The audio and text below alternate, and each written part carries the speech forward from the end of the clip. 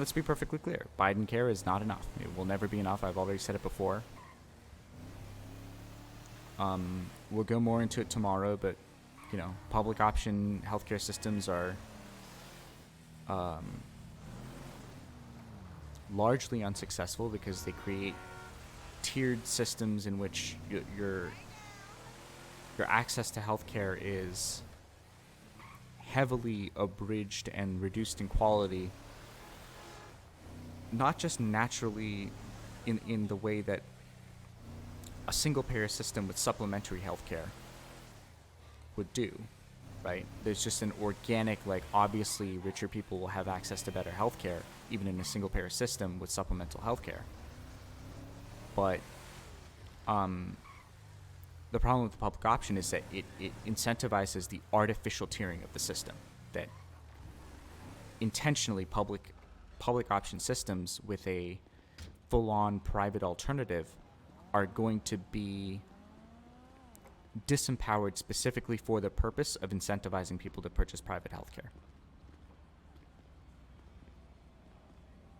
It's the difference between private schools being better than public schools just because private schools have the freedom and accumulation of capital to create a better product, versus intentionally and systematically defunding public schools by funding them with property taxes so that the socioeconomic means of the neighborhood leads to worse outcomes in the public schools. And that is a systematic, intentful experiment on the part of private capital in order to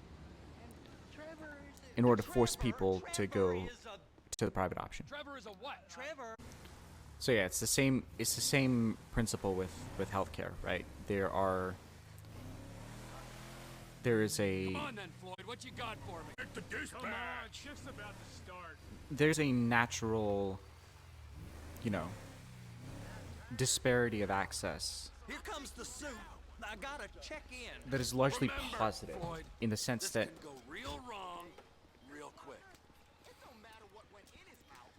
you can have a baseline of proper, acceptable quality, acceptable is a better word, proper high quality healthcare access that can be made available to all people. Get in there. And then there's a natural higher level of access in the private option, in the private supplement, rather, You ever get helicopters that will coming be in and available outta to here? people with Those money. Big sky crane things that could pick up a whole container. Now this is restricted airspace. They won't let anything out of here without clearance. Shoot it down.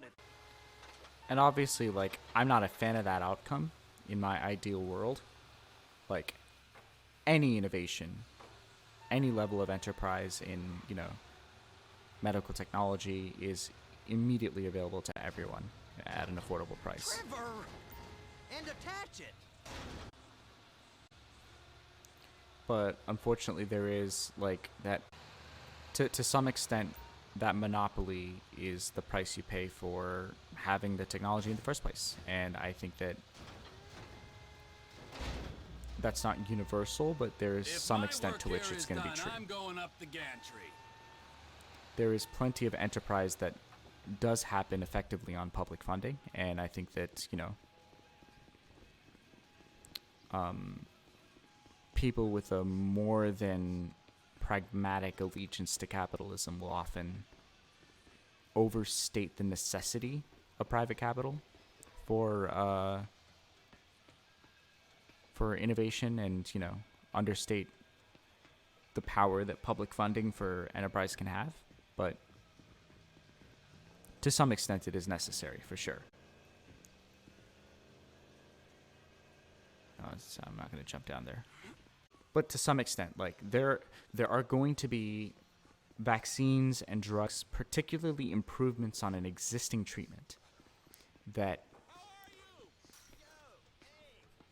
the choice is going to be, for 10 years, this improved version of a drug is going to be available only to people who can afford it, or only to people who can afford the copay. And who knows, maybe the government will be able to afford the price of many of these drugs, right?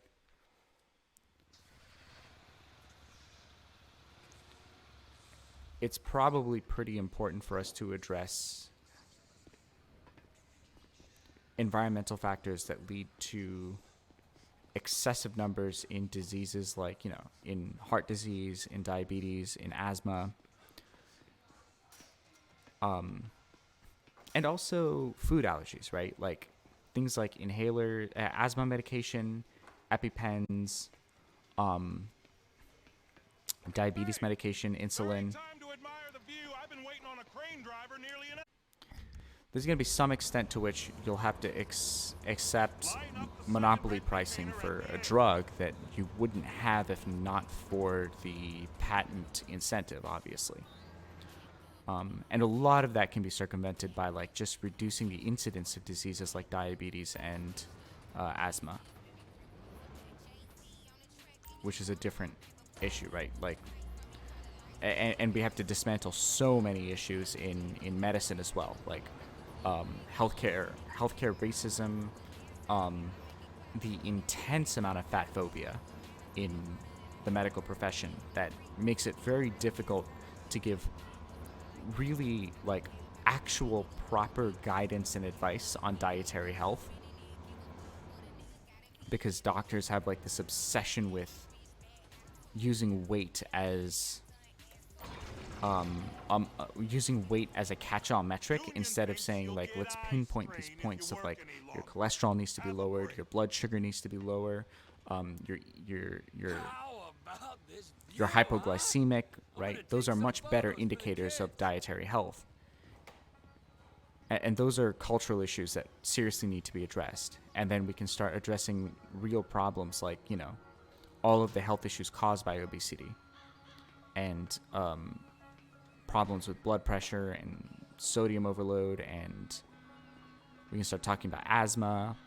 And those are things that we need to address in tandem, right? All of this links together. And at the end of the day, like if there is a new and improved EpiPen or a better, you know,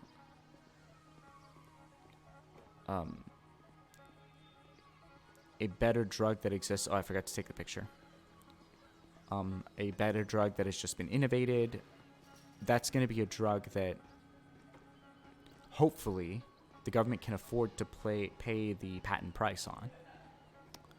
But if it's too high in demand, then you'll have to accept some level of tiered access, simply because if you didn't, that drug wouldn't exist to begin with. And I think the proportion of drugs that operate that way is probably overstated by defenders of private healthcare and private capital, but it does exist to some extent. But there's a huge difference between that and having generic drugs with expired patents that themselves have inflated prices just by nature of... There's a huge difference between the excludability of improved healthcare access versus the exclusion of working class and poor people from access to the existing baseline of healthcare quality, right? And the latter is something that if you give private healthcare the capacity to do, they're going to do it because it improves their bottom line. And that particularly is what needs to be stopped, because it doesn't actually lead to... That is the market failure of monopoly, right? There are two different ways in which anti-competitive markets operate. One is that they concentrate the power and capital required to invest in innovation, and that's something that can be really valuable. And that's what can lead to a lot of medical innovation that might not exist in other countries that does exist in America. But the flip side of that is that monopolistic markets will operate in such a way where they will deliberately exclude access to necessity commodities without bringing anything of social value to the table, simply because it improves their profitability. And that's the behavior that has to be curbed heavily. We can take a look at it, but no one's allowed. And one big problem is that a lot of monopolists with a defensible claim to say, mother? hey, It's if you fine. don't No, if you don't still, it shouldn't take this give me long to contain. profitability, There must be a I'm lot not of it. going to enterprise. And that's a valid argument, but they'll mix that up with, if you don't give me price discriminating power and price fixing power, I'm not going to enterprise. And to separate those arguments from each other is really important. A great example of this is someone like Elon Musk, who is a giant, anti. Who's so viciously anti any form of check on monopoly, but is also an example of how public funding and some level of profit motive can work together to create actual good. But Musk is never going to be, because he is not an honest actor, because he has way too many, personal motivations to protect private capital beyond simply the social good of incentivizing innovation, that he's never going to be an honest actor for separating the benefits of monopoly from the detriments of it. Which is why he's so, viciously anti-regulation.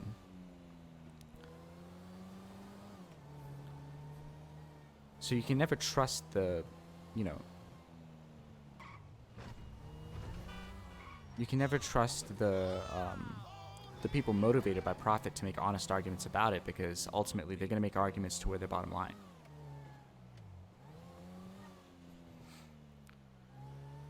So you have to be able to think independently, and you have to be able to say, like, yes, obviously, if not for government subsidies, if not for public funding, but also if not for the ability to profit off of his idea, the electric car would be, the battery operated car would be another 5 to 10 to 20 to 30 years off versus be in existence right now.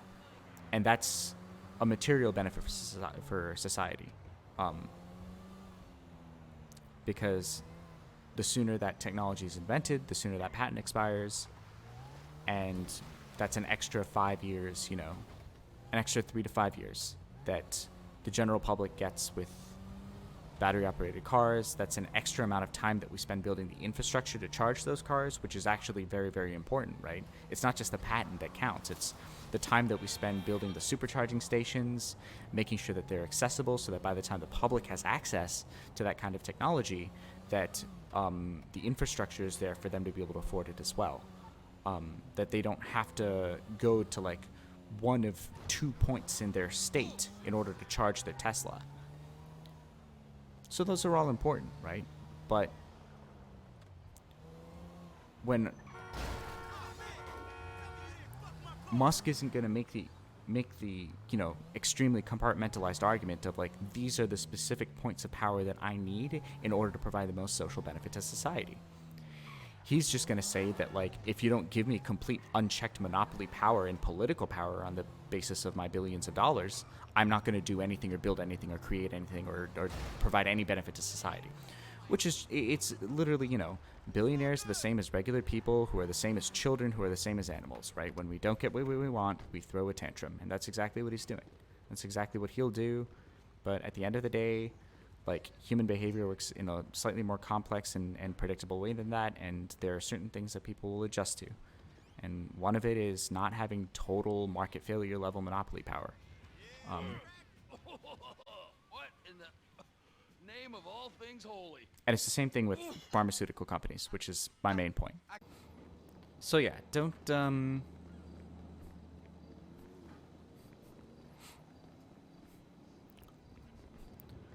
get caught up in the BS arguments that people make in favor of monopolies, but also don't throw the baby out with the bathwater trying to fight them, right? It's part of the reason that I am a social democrat and not, like, say, a socialist, is that there seems to be value in the involvement of generally of private capital in this kind of innovation, in incentivizing innovation, in incentivizing monopolies for technologies that, you know, it's either they're excludable to the public for 10 years or it takes us 20 more years to develop them and make them accessible, right? Just give me the key. And I do think that we're capable of getting to a point where, you know, where we're capable of getting to a point, even in America, potentially, where Where we go? You wanted me to walk? Walk? So I think this is Europe? Because I sound drunk doesn't mean my brain's drunk. True. It's offensive.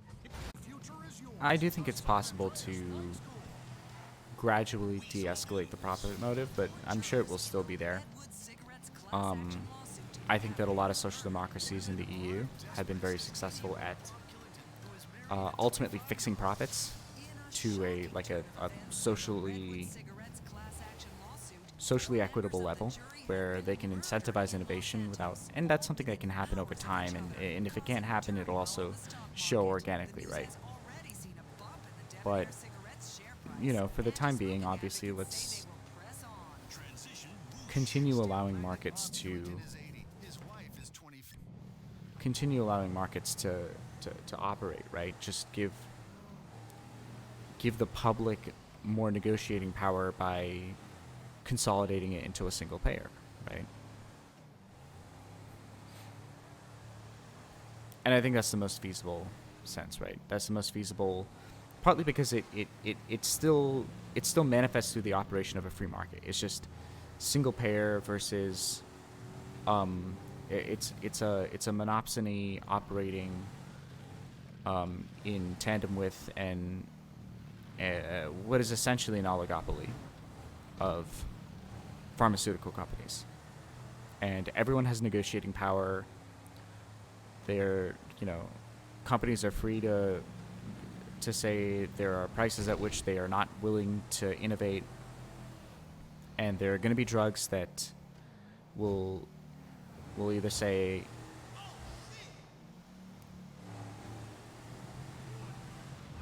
there are going to be drugs where we're going to say, okay, we're just going to accept a 15-year patent on this because otherwise the drug won't get made. And then there are going to be drugs where the pharmaceutical companies will say, okay, you know what, we'll accept a reduced profit on this drug.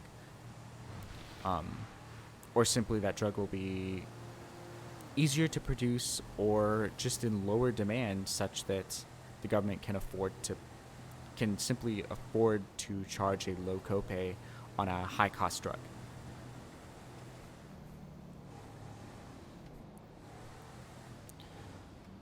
But single payer is definitely the most market-friendly way to achieve universal healthcare.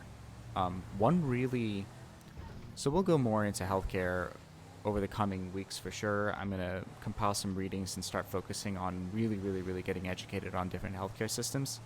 But one of the really kind of,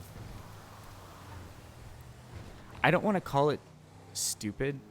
I don't want to call it dumb because it's an understandable misconception, but one of the big misconceptions around healthcare is, multi-payer healthcare systems seem to be more effective than single-payer healthcare systems, so public option is better than, aiming for a public option rather than Medicare for all is better because it's a multi-payer system, which is a huge correlation, not causation kind of thing. It's not correlation, not causation. It's correlation is not equation, if that makes sense. Correlation is not equivalency. The kind of multi-payer system that... Whoa, this does not look like my neighborhood. Oh, it's just up here. I took the scenic route. You say so. The kind of multi-payer system that a public option is versus the kind of multi-payer system that exists in mutuality-driven countries like France and Belgium are completely different. And successful multi-payer healthcare systems tend to be far more radical and far more aggressive than single-payer. The reason that single payer is the best idea for America is that it operates within the market and it allows market activity to continue fairly freely. And what happens is the government is a market actor negotiating healthcare prices with a lot more power than individual consumers would have.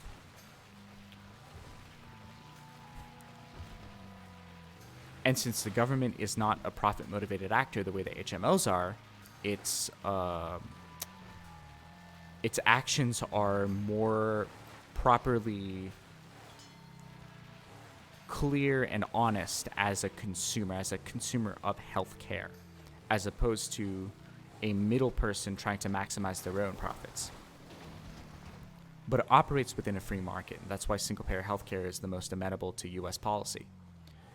Multi-payer systems fix costs. I need to research more into it, but from what I understand, Belgium delegates the assignment of healthcare prices and drug prices and all of that stuff to an NGO that basically sets a profit level that is socially equitable while giving some level of incentive for companies to innovate. So this is literal, like, this is a government-appointed organization. Wait, where the hell am I going? It's a government-appointed organization. It is an NGO, but, you know, it's appointed by the government to decide, okay, this is an acceptable level of profit that does not break the bank of the government, and we are going to set drug prices at this level. Which is a lot more radical and a lot more authoritarian than a single-payer healthcare system. If we were capable of creating that system, I'd be all for it, but I don't think we are. That's why Medicare for All seems like the best option, right?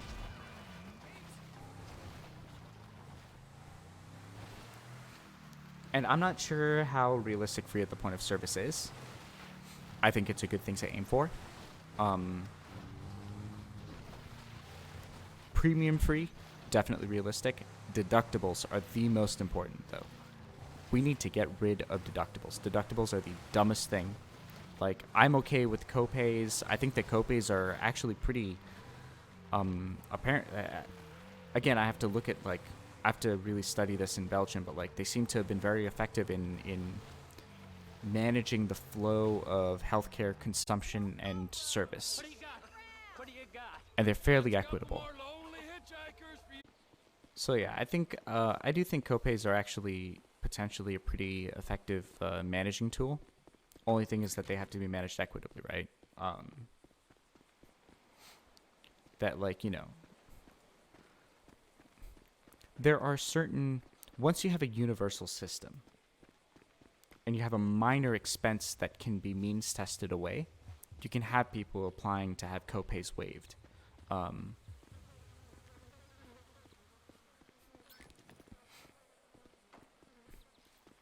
The way that it works in Belgium is there is a mutuality that charges, I think, around typically between 11 and 30 euros a month. And all core healthcare systems are called mutualities, and they're mutually owned. 50% is owned privately, and 50% is owned by the public, so essentially the government.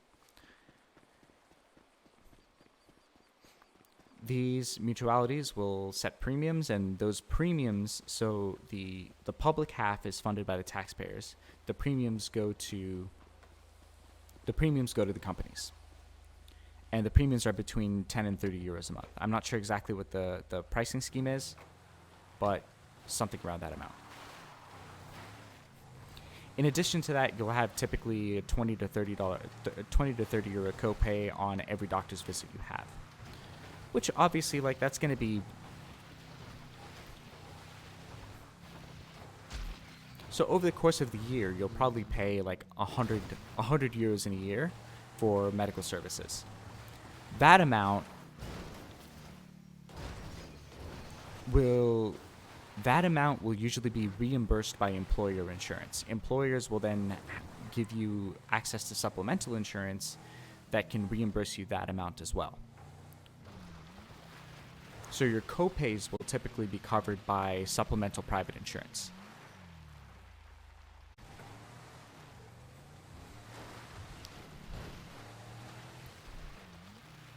Now, what I think, if we're going to have copays, I think that the US should and can have a method of, and this is where systems like Biden Care can create the means to do this in a future Medicare for All system, right? Is what Biden Care can set you up to do, instead of means testing basic healthcare, is you can means test the copay waivers.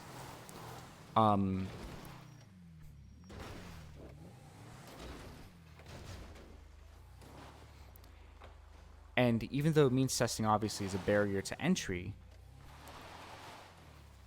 it's much easier and less, it's a less negative effect to those who are affected by that barrier to entry because it's a much smaller cost. So you have a universal system that covers the primary aspects of the cost and makes sure that the barrier is largely tethered to your income through taxation.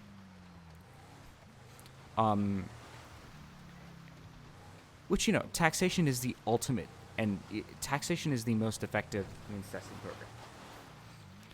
So you create universal programs that are taxpayer funded, and you bypass the large barriers that means testing creates. And then you means test the actual copay waivers in which people can apply to have their copays reimbursed. That, you know, $25 once every 3 or 4 months is not a huge deal. And you pay that, you get it reimbursed back to you. You don't have to worry about big sizable sums that are being taken away from you that you then are waiting to get back. So you can means test the copay in order to get that waived.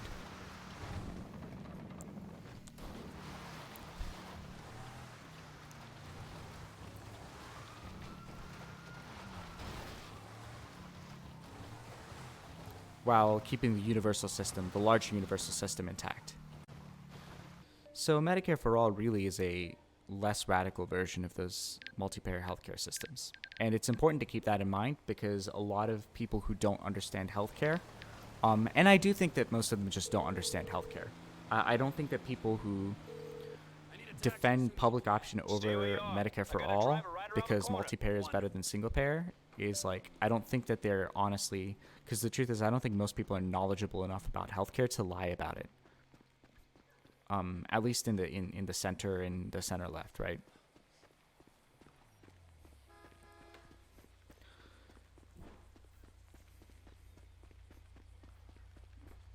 And all of the measures involved in creating systems for single-payer healthcare are just as important for Terminal. potentially reaching a multi-payer healthcare system. That goes beyond Medicare for All. And we need all of those systems. And all of those systems are in Bernie's healthcare plan, right? So we need to carry that Medicare for All plan. Within the Progressive Caucus's Medicare for All proposal are all of these systems that we need to reform and change and create in order to reach universal healthcare of any kind. And it's very, very important that we keep that in mind.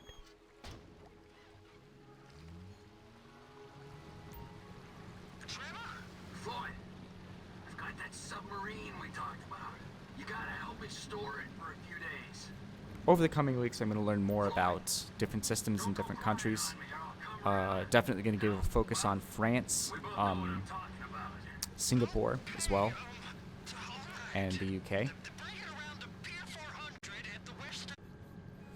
And that's the really tough part about healthcare because there's an immense balance between not letting go of the long-term vision. And the long-term vision, you know, is very, very clear. Universal healthcare, the systems we need to build it, which will be either through a single-payer system or a multi-payer system. Both of which will be achieved through the same Medicare for All infrastructures, and then adapted based on what the U.S. is capable of handling. So we need to keep sight of that vision while being amenable to the ends of how we achieve it. right? It's kind of like it's like what I was talking about with the kind of the Cornel West doctrine of like, don't worry about what economic ideology you're looking for, worry about what it is you want, which is total economic, racial, and social justice. That you don't compromise on that, but because you're not compromising on that, you're not going to be nitpicky over what particular economic end goal you're looking for. It's the same thing with healthcare, right? Healthcare justice and universal access are the things that you're aiming for, and we're not going to get into fights about, are we going to go with mutuality systems? Are we going to go with the French model? Are we going to go with single payer? Are we going to go with purely single payer health insurance? Or are we going for a nationalized healthcare system as well, like the NHS? Canada Canada, I think, has simply national health insurance, You there? while the UK is national healthcare provision totally, right? All right. And the UK does have private healthcare, but it also has the infrastructure in which private healthcare doesn't undermine public healthcare.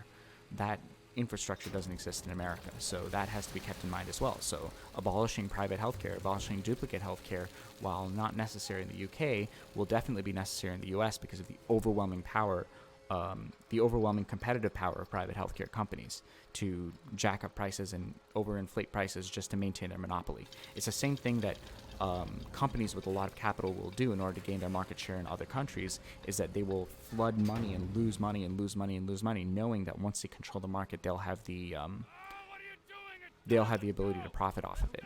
That's exactly what HMOs do, is that they jack up healthcare costs and drug prices and all of that stuff, knowing they're going to lose money in the short term, but once they have control of the market, they're going to be able to sell that drug for whatever they want and deny coverage however they want to. So yeah, you don't have to abolish private insurance in the UK, but you will still have to do it in the US. And acknowledging the differences between the countries and their systems, and that there are different solutions to different problems, is very important. No, sir. I'm certainly not being But it's important to acknowledge that successful multi-payer systems almost overwhelmingly, maybe with the exception of Singapore, but I don't even feel comfortable saying that. I didn't turn anyone on to anything. You threatened and cajoled and tricked Almost me. every multi-payer healthcare system that has led to universal coverage, or is even more effective than the US's system, is more aggressive than the Medicare for All plan. More government involved, more authoritarian, and more market intrusive than single payer healthcare system. And the point of single payer is not to be more authoritarian, is actually to operate more within the market by simply having government become one of the actors and the sole actor on one side of the market in order to allow market activity to proceed as it does. While multi-payer systems instead rely heavily on regulation and government-induced price fixing. You're sure it'll be okay there? Sure. All right. If you're wrong, I'll eat your sweetmeats. Nice. Get out of here. Which is not to say like that I'm against government price fixing of healthcare costs. It's just that I don't think it will work in America at the current moment. If we come to a point where it will work and lead to a more equitable outcome, great. Right? I care about doing the most social good. And you're not going to accomplish much by totally flipping off the private capital class, by flipping off the wealthy ruling class, by trying to take away all of their power at once. It's going to be a monumental failure. Some change does have to be incremental. Cool. Thank you for watching. If you're watching on YouTube and you have been enjoying my political content, please like and subscribe for future videos. I will be doing a lot of research and probably doing a lot of talking. If you want to tune in live and participate in the chat, feel free to tune in. I stream on Twitch weekdays, 1 to 3 p.m., and it looks like politics is going to be our thing for the time being. So, if that's your thing, enjoy. If that's not your thing, there will be other content as well. Thanks for tuning in. Have a great day. I will see you tomorrow. Bye.